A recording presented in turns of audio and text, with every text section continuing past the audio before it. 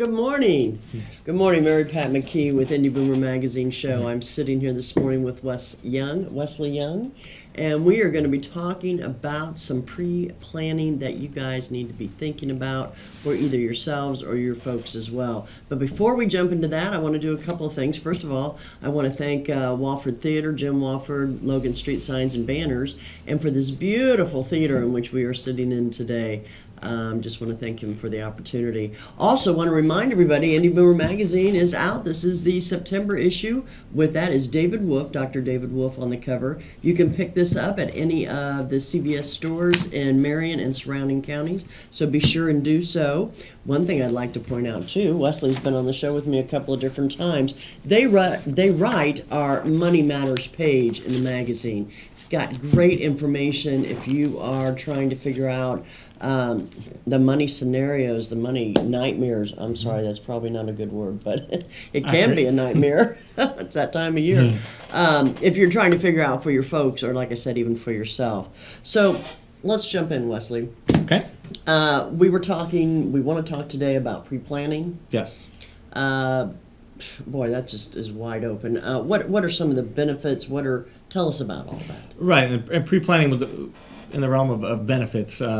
Benefits that I work on are veterans benefits and nursing home benefits. So veterans benefits that help pay for in-home care, assisted living, nursing home as a cash payment from the VA for qualifying veterans and their surviving spouses. Right. And Medicaid, which in my interpretation is nursing home stays. So right. Those are the kind of benefits that affect a lot of folks, and that's what we want to talk about, pre-planning for those today. You don't want to do it in a crisis, even though that happens. Well, a lot of times it does happen, and that's what triggers people to try and find out information that they aren't familiar with. What are some, what are IRAs? What's the difference?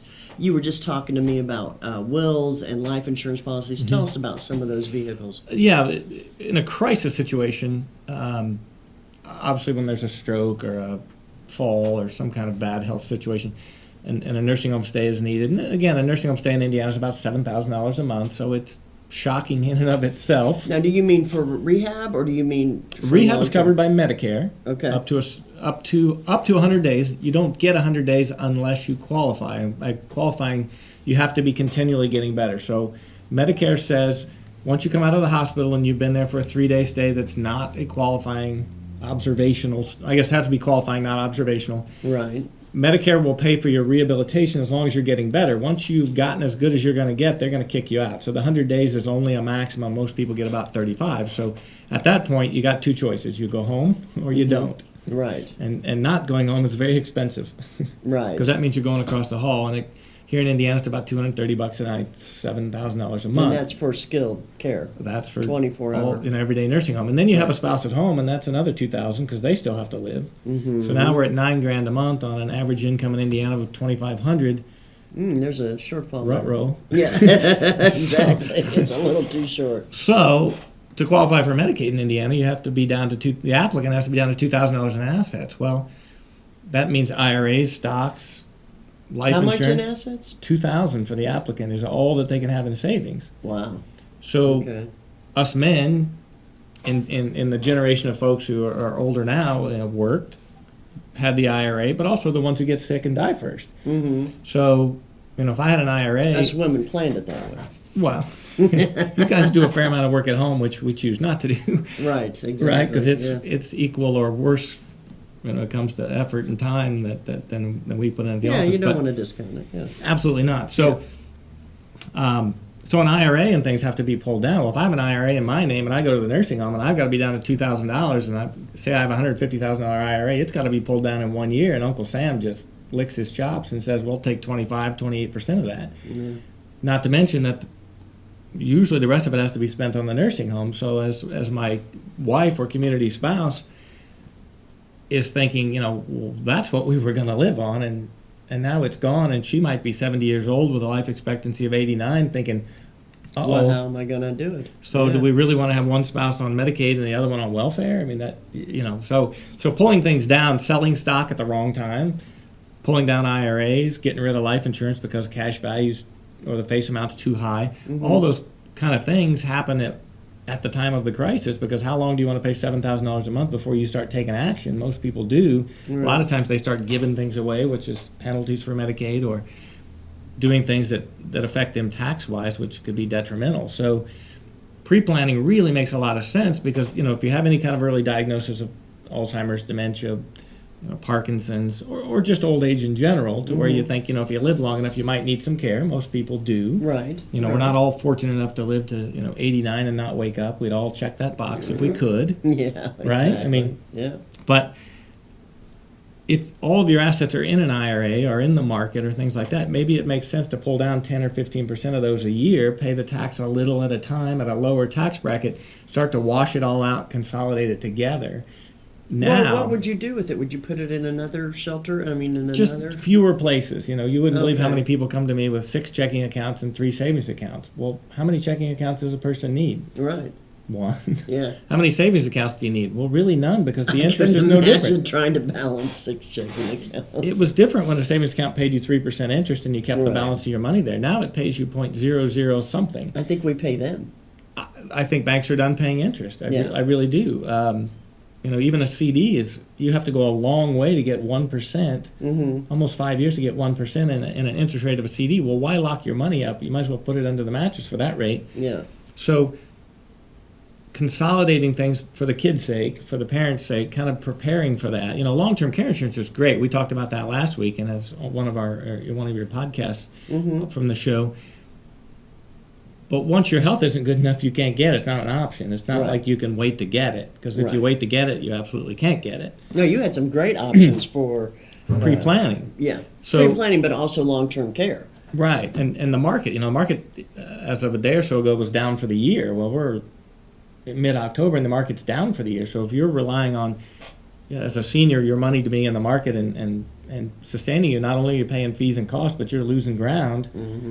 Again, under the mattress is a safe place. So Yeah. I don't advocate that, but maybe pulling some things out and getting them in a little bit more of a mobile position in case health issues come arise. up, because Yeah. we need to be able to act. So anybody with an early diagnosis of some kind of a health issue, or somebody single that's getting older, really should take a look at things and maybe start pulling them down.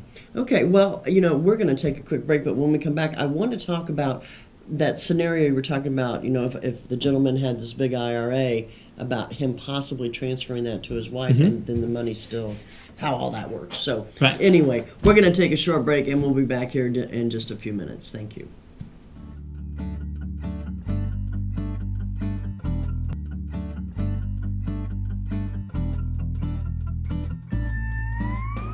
Everyone knows it's easy to find first-run movies in the big theaters.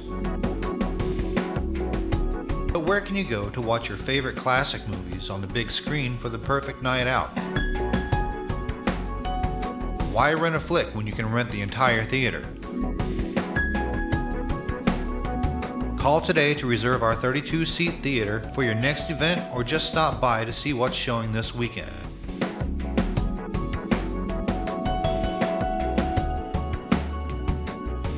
The 14 by 7 foot screen and the high quality digital surround sound system offers all the amenities you would expect from the big theaters, with a laid back atmosphere and comfortable seating of your own home. Wofford Theater at 1744 South 10th Street in Noblesville gives you the classic movies you want with a big theater experience.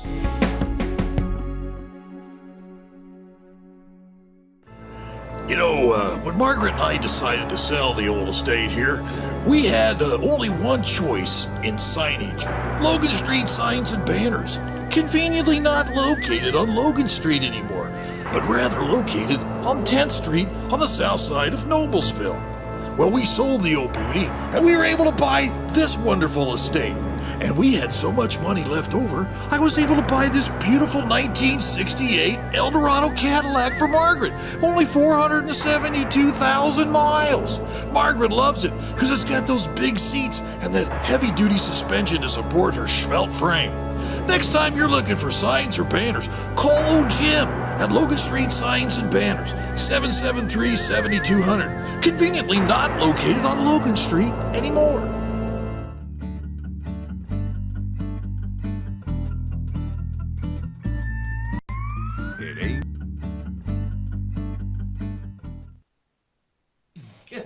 Good morning. Oh my goodness, it's still morning. It hasn't turned to afternoon yet. I'm Mary Pat McKee. I'm with Indy Boomer magazine. Hey, pick up a copy at any CVS store. This is the September issue. Getting ready for the November issue. On deadline right now for the November issue. And that you will see Mr. Forrest Lucas, the owner of Lucas Oil Stadium, and many Lucas Oil products that he has done very well with, shall we say. I'm sitting here with Wesley Young. We are talking about, as usual, all kinds of really good information about pre-planning, money, what to do when you get in those situations, trying to pre-plan before you get into the crisis situation. In the first half, we were talking about, say a gentleman is in the hospital and it turns out he's going to have to possibly stay, but he's got to be spun down to a certain amount of money in order for that Medicaid, I always get those confused, to kick in. So say he has the $150,000, what did we say? IRA, thank you. Can he just transfer that to his wife? And then Medicaid only looks at him and not her?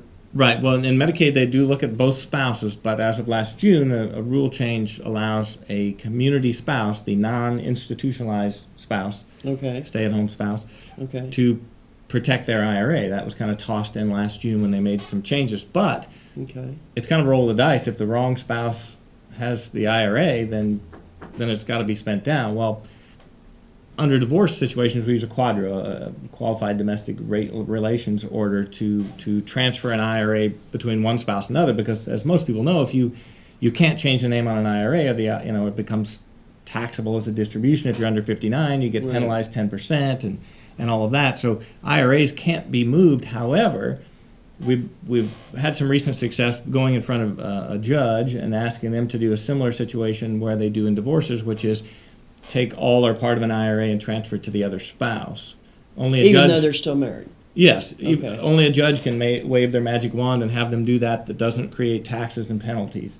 So by doing that, we can invoke those new Medicaid rules to protect us as a fallback. So it's up to the judge. It takes a lot of planning, takes a lot of work, but it is one way to maybe pull your IRA out of the fire because, again, nobody wants to cash it in 1 year. That's tax suicide. It sounds to me like you might have to get divorced in order to make the money work out so you can survive. I mean, that's a silly... Prior to 1989, that was the legal advice. I'm not an attorney, but that was what attorneys would have you do is claim divorce and claim all the assets. So 1989 threw in a lot of spousal rules, and then this last June gave us another one. But again, you have to work hard to get that done. It takes it's not something you can just run over to the bank and do. It takes a lot of work, and work costs money in fees and expenses. So anyway, kind of back to the pre-planning, we talked about things like life insurance is one thing. Medicaid only allows $10,000 a face amount of life insurance. So if you have more than that won't even pay for a funeral. Barely covers one. So if you have more than that, they count the cash value. So that is something that we have to look at. Maybe we can change ownership, which is not a big deal, or transfer it to the spouse, or cash it in and pay your funeral. So life insurance is something people don't think about. They buy it and they throw it in the safety deposit box, and then when I ask about it 30 years later, it's like, I don't know, right? Nobody knows the cash value of their life insurance or their parents' life insurance. Yeah. So that's a big issue we got to hit on. Property is another one. Everybody seems to own a lake house or a rental property or a timeshare. All of those count as real estate with Medicaid. And property is a very difficult thing to get rid of. First, you got to evaluate it, and then you got to get rid of it. Timeshares. I don't know if anybody's ever sold a timeshare. You can't give them away. Yeah. But they have value. So Medicaid says you got value, but you can't get rid of it. So, again, those are things that take time. And every 30 days, $7,000 to the nursing home. So pre-planning is getting those into the right place, getting rid of them, putting them in a trust, doing certain other things. To bring up the word trust, I'm not an attorney, but trusts are like shoes. There's 1,000 kinds and 13 sizes. So when you say the word trust, you're saying the word shoe. Well, what are we talking about? Yeah. Just because you have a living trust with your spouse or yourself doesn't mean you're protected for benefits. You still own the asset, or your trust owns it, but you're still in charge of it and you still control it. So Medicaid's going to say, I don't care if your house and your money is in your family trust, it's still yours. So offers no protection for long-term care planning for VA or Medicaid or any of those kind of things. It only really helps you at death. Right. So just having a trust is a false sense of protection for benefit planning. let's see, other things. Long-term care insurance, we talked a little bit about Yeah, it. we did last If you can time, get yeah. it, it's a great tool, because homeowners insurance protects your house, auto insurance protects your car and your liability, disability insurance protects your ability to work and earn income, but what protects your savings from health costs? Well, nothing but long-term care insurance. Right. So there's some neat options out there about how to cover long-term care, because that's what protects your savings from being spent down. Well, something we're also talking about that I was not aware of, which means that probably most people aren't aware. No, I'm just kidding.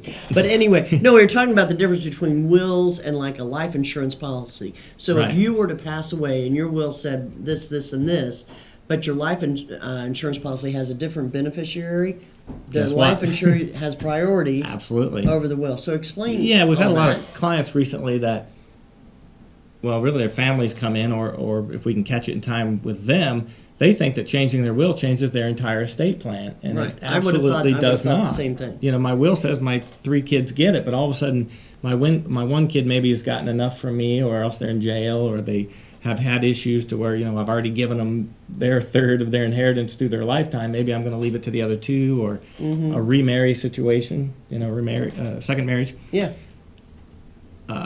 If you have life insurance, when you filled out that application and you wrote a beneficiary on that line, that's who that money's going to. They do not stop and read your will to say, oh, it goes to your 3 kids. They're going to give it to whoever's written on the beneficiary line. IRAs, same way. They have a beneficiary. That's who it's So going say to. say you did get divorced and that person you were married to the first time is on that life insurance, they're going to get it. Oh, yeah. There's a wonderful article from years ago called the something pickle up out in the Northeast. This gal got married, or this gal was a teacher, and she got married, and she put her first husband on her 401k plan at work. Well, over the course of 30, 40, 50 years of teaching, Yeah.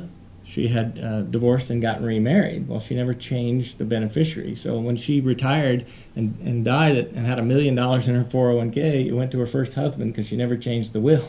Or she never changed the beneficiary. Yeah. The will said second husband, Right. but the beneficiary on her IRA said first husband, and didn't go over well. No, I imagine it did. She probably turned over in her grave. but- Yeah, so wills, life insurance, IRAs, annuities, annuities that hold money, they all have beneficiaries. That's who's getting that money. Your will only collects what's left in the estate, a car, a house, a checking account. So what attorneys would call the residue of the estate. After everything's gone where it's supposed to go, the residue of the estate is controlled by the will. So yeah, that will go to what you changed it to, maybe the 2 kids and the neighbor or whatever you've changed it to, but everything else is going quickly via beneficiary. So that life policy in your bank box, that Wow. annuity that you have at the bank, think twice about reviewing that stuff about every 5 years. Well, I think everybody should make I know it's not New Year's yet, but should make it a plan in 2016, I think I will,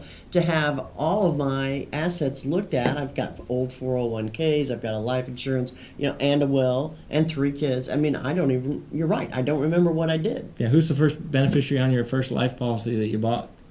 Couldn't tell you. Or you probably, had it your probably first my job. dog that's passed away by now. I don't know. It's hard saying. Absolutely. So Yeah. it does, you kind of say leave a plan, don't leave a mess. It only takes a few minutes to really kind of go through things and point out some issues that can be changed, because Yeah. once somebody dies, you can't change a beneficiary. Right. It's all locked up. And As we get older too, I mean, that's something, like you said, you never know what's going to happen tomorrow. So it That's would right. make sense to pre-plan and not be like that lady on the East Coast that left all that money to her first husband, which I'm sure she did not mean to do. Hey, Yep. couple of things. This show is also on Hamilton County Radio Monday through Friday at 6:30 West. Give them a phone number real quick of how they can reach you. yeah, our company is Senior Solutions Consulting, and our phone number is Indianapolis 317-863-0213. Very good. Hey, want to remind everybody on Sunday morning on Channel 8 on Wish, you will, if you watch at 10:30 Boomer TV with Patty Spittler, we've got, this week we still have Sammy Terry and some other things, French Lick, and some good segments on the show. So be sure and tune in. We will see everybody here next week. Thanks for watching. Thanks. Bye-bye.